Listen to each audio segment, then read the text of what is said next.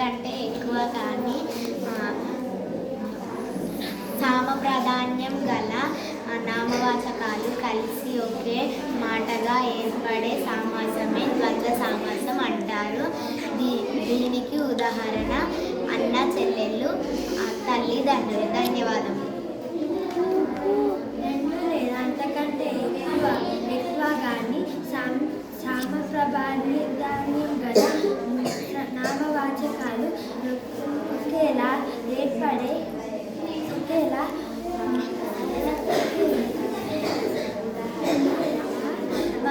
ఒకే మాటగా ఏర్పడే సమాసాన్ని ద్వంద్వ సమాసం అంటారు.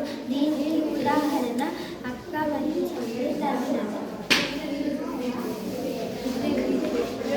రెండు కానీ అంతకంటే ఎక్కువ కానీ సమప్రాధాన్యం గల నామవాచకాలు ఒకే మాటగా కలిసి ఏర్పడే సమాసాన్ని ద్వంద్వ సమాసం అంటారు.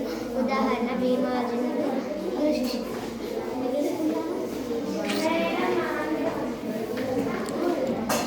సమప్రాధాన్యం గల రెండు లేదా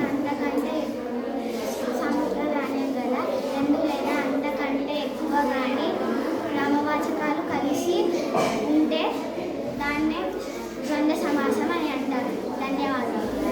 అలాగే దీనికి ఉదాహరణ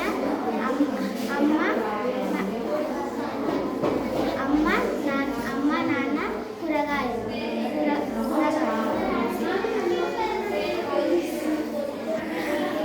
రెండు లేదా ద్వంద్వ సమాసం.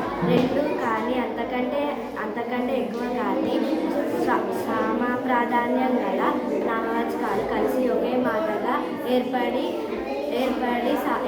సమాసాన్ని ద్వంద్వ సమాసం అని అంటారు. ఉదాహరణ అమ్మ నాన్న. దాని విగ్రహ వాక్యంలో అమ్మ మరియు నాన్న అంటారు. ఇంకో ఉదాహరణ అక్క మరియు చెల్లి. దాని విగ్రహ వాక్యంలో అక్క మరియు చెల్లి అంటారు.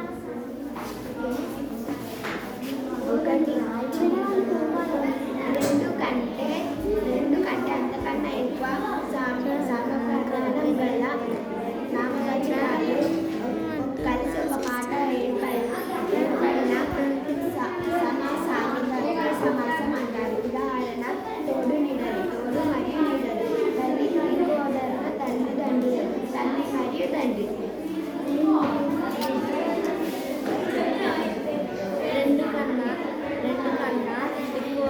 అంతకన్నా ఎక్కువగా సమప్రాధాన్యం గల నామవాచకాలు కలిసి ఒకే మాటగా ఏర్పడే